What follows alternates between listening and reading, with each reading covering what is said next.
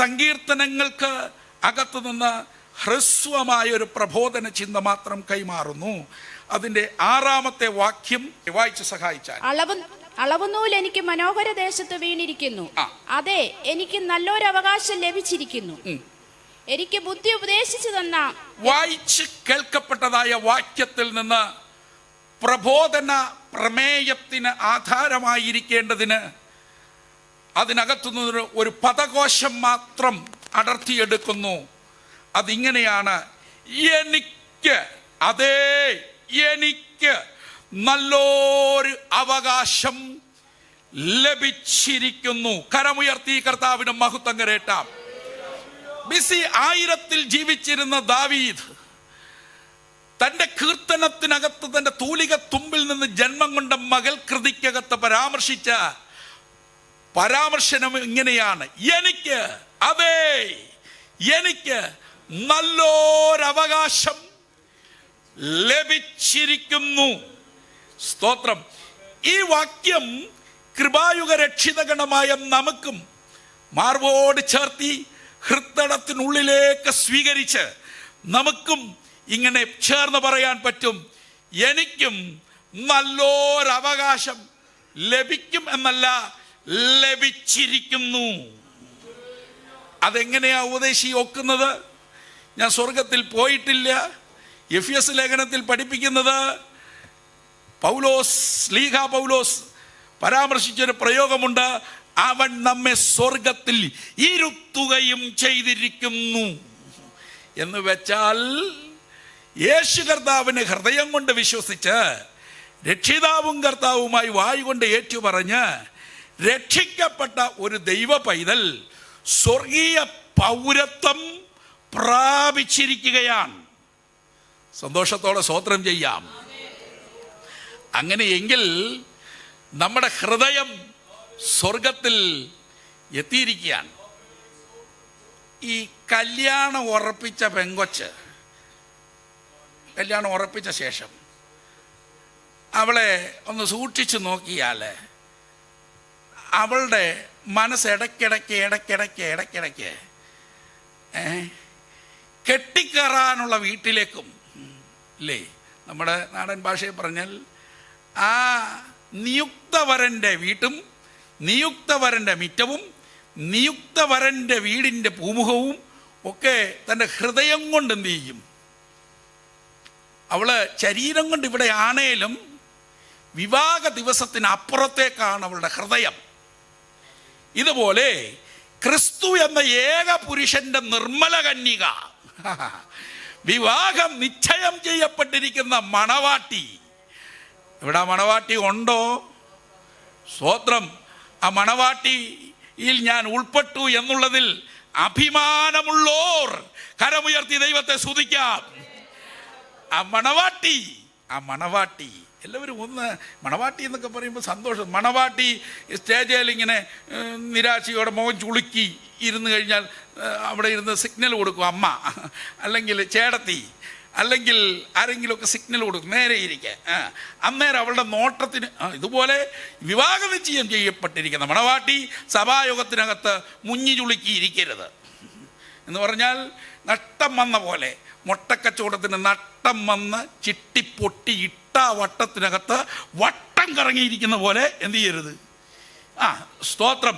നമ്മുടെ മുഖത്തൊക്കെ നമ്മുടെ ഹൃത്തടത്തിന് ഉൾത്തടത്തിൽ രക്ഷയുടെ സന്തോഷമുണ്ടെങ്കിൽ അത് നമ്മുടെ മുഖത്തും ഒന്ന് വിളങ്ങി നിൽക്കുന്നത് നല്ലതാണ്. അതുകൊണ്ട് നമ്മുടെ ഹൃദയം ശരീരം കൊണ്ട് നമ്മൾ അങ്ങനെ വീണ്ടെടുക്കപ്പെട്ട് പോയിട്ടില്ലെങ്കിലും നമ്മുടെ പ്രാണന്റെ വീണ്ടെടുപ്പ് കഴിഞ്ഞതാണ്. അതുകൊണ്ട് നമ്മുടെ ഹൃദയം സ്വർഗത്തിൽ ഉടക്കി, സ്വർഗത്തിൽ ഒക്കെ കരേറി, 3-ാം സ്വർഗത്തിൽ, പുരാതന സ്വർഗത്തിൽ സിംഹാസനസ്ഥന്റെ മുൻപിൽ സ്വർഗ സിയോനിൽ ഉത്തര ദിക്കിൽ ഒക്കെ നിൽക്കേണ്ട ഹൃദയമാണ്. അതുകൊണ്ട് നല്ലൊരവകാശം, സ്തോത്രം, ആമേൻ, നല്ല അവകാശം എനിക്ക് കിട്ടിയില്ലേ എന്നുള്ള സ്വകാര്യ ദുഃഖമുള്ള ധാരാളം പേര് നമ്മുടെ പെന്തക്കോസ്ത് കോളത്തിലുണ്ട്. എന്ന് വെച്ചാൽ എനിക്ക് അവകാശം അപ്പൻ്റെ കിട്ടിയപ്പോൾ ആ സ്ഥലത്തിൻ്റെ വാലാന്നേ കിട്ടിയത് ഒരു സങ്കടം, മറ്റൊരാൾക്ക് പാറക്കാലയാന്നേ കിട്ടിയത് പാറ. മറ്റൊരാൾക്ക് സങ്കടം, ഇന്നാൾ എന്നോടൊരു സങ്കടം പറഞ്ഞു, എനിക്ക് തന്നത് ആ പട്ടിക്കാടാന്നേ. നോക്കൂ, ഇഹത്തിലെ അവകാശങ്ങൾ കിട്ടിയില്ലെങ്കിലും പണ്ട് കർത്താവിനെ രക്ഷകനും കർത്താവുമായി സ്വീകരിച്ചത് നിമിത്തം എല്ലാ സ്വത്തുമുള്ള വീട്ടിൽ നിന്ന് ഇറങ്ങിത്തിരിച്ചിട്ട് ഈ കൃപയിൽ വന്നത് നിമിത്തം അവയൊന്നും ലഭിക്കാതെ ഭ്രഷ്ട് കൽപ്പിക്കപ്പെട്ട, പാർശ്വവൽക്കരിക്കപ്പെട്ട ധാരാളം പേർ നമ്മുടെ പിതാക്കന്മാരിലുണ്ട്.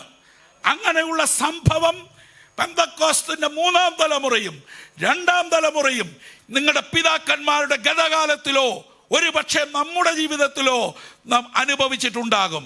എന്നാൽ ഒന്ന് മനസ്സിലാക്ക, അതിന് മുൻപിൽ അവർ നിരാശപ്പെടാതിരുന്നതിന് കാരണം എനിക്ക് നല്ലൊരവകാശം ലഭിച്ചിരിക്കുന്നു. സന്തോഷത്തോടെ ദൈവത്തിന് മഹത്വം കരേറ്റാം. നമുക്ക് കിട്ടിയിരിക്കുന്ന അവകാശം നല്ല അവകാശമാണ്. അതുകൊണ്ട് നമ്മുടെ അവകാശ ഭൂമിയിലേക്ക് നാം ഹൃദയം കൊണ്ട് എത്തണം പ്രിയരെ. മിസ്രൈമിൽ കാലുറച്ചു നിൽക്കും ജനത്തോട് പറഞ്ഞു, ഞാൻ നിങ്ങളെ കൊണ്ടുപോകുന്നത് പാലും തേനും ഒഴുകുന്ന നാട്ടിലേക്ക്. അതിൻ്റെ പൊരുളായ നാടിൻ്റെ അവകാശികളാണ് ഓതറയിലെ ദൈവമക്കൾ. അതുകൊണ്ട് ഇഹത്തിലുള്ള എന്തെല്ലാം ഉണ്ടെങ്കിലും, ഏക്കറുണ്ടെങ്കിലും, സെൻറ്റുണ്ടെങ്കിലും, കാറുണ്ടെങ്കിലും, പൗരത്വമുണ്ടെങ്കിലും, ബാങ്ക് ബാലൻസ് ഉണ്ടെങ്കിലും, എന്തെല്ലാം ഉണ്ടെങ്കിലും ഒരു നാളിൽ ഇവിടുന്ന് വിട്ടേച്ച് പോകേണ്ടവരാണ്. എന്നാൽ ഇവിടെയുള്ളതെല്ലാം എന്നെ വിട്ടൊഴിയും. എന്നാൽ ആ നല്ലൊരവകാശം, സ്തോത്രം സ്തോത്രം, അത് നിലനിൽക്കുന്നതാകയാൽ ഞാൻ ദൈവത്തെ സ്തുതിക്കുകയാണ്. ആമേൻ. പുതിയ യെരൂശലേമിന്റെ നീളവും വീതിയൊക്കെ വെളിപ്പാട് പുസ്തകത്തിൽ രേഖപ്പെടുത്തിയിട്ടുണ്ട്.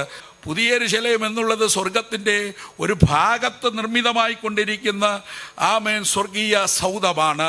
എന്നാൽ അത് മനുഷ്യരോടുകൂടെ ദൈവത്തിൻ്റെ കൂടാരമാണ്. എന്നാൽ പുതിയ യെരൂശലേം രാജ്യം പിതാവായ ദൈവത്തെ തിരികെ ഏൽപ്പിക്കും. അതുകൊണ്ടാണ് കൂടാരം എന്ന് പറഞ്ഞിരിക്കുന്നത്. എന്നാൽ അതിനുശേഷമുള്ളൊരു സമ്പൂർണ്ണ യുഗമുണ്ട്. അതിനുശേഷമുള്ള വരുംകാല നിത്യതയുണ്ട്. വരുംകാല നിത്യത നിത്യതയാകയാൽ അത് എത്ര കാലമുണ്ടെന്ന് നമുക്ക് വർണ്ണിക്കാൻ കഴിയത്തില്ല. അതുകൊണ്ട് സ്വർഗസിയോനും 3-ാം സ്വർഗവും പുരാതന സ്വർഗവും എത്ര വലുപ്പമുണ്ട് എന്ന് ബൈബിളിൽ പറഞ്ഞിട്ടില്ല. സ്വർഗമായിരിക്കുന്ന മേഘമണ്ഡലത്തെ അളക്കാൻ സാധ്യമല്ലല്ലോ. അതുകൊണ്ട് സ്തോത്രം, ഭൗമമണ്ഡലത്തെ അളക്കാൻ നമുക്ക് ചിലപ്പോൾ പറ്റുമായിരിക്കാം. ദൈവരാജ്യം എന്ന് പറയുന്നത് സ്വർഗരാജ്യവും ആമേൻ ഭൗമമണ്ഡലവും മനുഷ്യവാസം ഉണ്ടാകുമെന്ന് പറഞ്ഞിരിക്കുന്ന ചില പ്രവചന ഗ്രന്ഥങ്ങളിൽ പരാമർശിക്കപ്പെട്ടിരിക്കുന്ന ഗ്രഹങ്ങളിലുള്ള വാസം പോലുമുണ്ട്. അവ പോലും ഉൾപ്പെട്ടിട്ടുള്ളതാണ്. അതുകൊണ്ട് ദൈവരാജ്യം എത്ര ഹെക്ടർ ഉണ്ട് എന്ന് ചോദിച്ചാൽ, ഈ എത്ര മൈൽ നീളത്തിലാണെന്ന് ചോദിച്ചാൽ അളന്ന് തിട്ടപ്പെടുത്താൻ കഴിയത്തില്ല. അളവ് തിട്ടമാക്കപ്പെടാത്ത സ്വർഗരാജ്യവും കൂടെ ഉൾപ്പെട്ടിരിക്കുകയാൽ അത് അവർണ്ണനീയമാണ്. സ്തോത്രം. അങ്ങനെയെങ്കിൽ അങ്ങനൊരു സ്ഥലത്ത് അവൻ നല്ലൊരവകാശം നമുക്ക് കിട്ടിയിരിക്കുകയാൽ ഞാൻ ദൈവത്തെ സ്തുതിക്കുകയാണ്. സ്തോത്രം.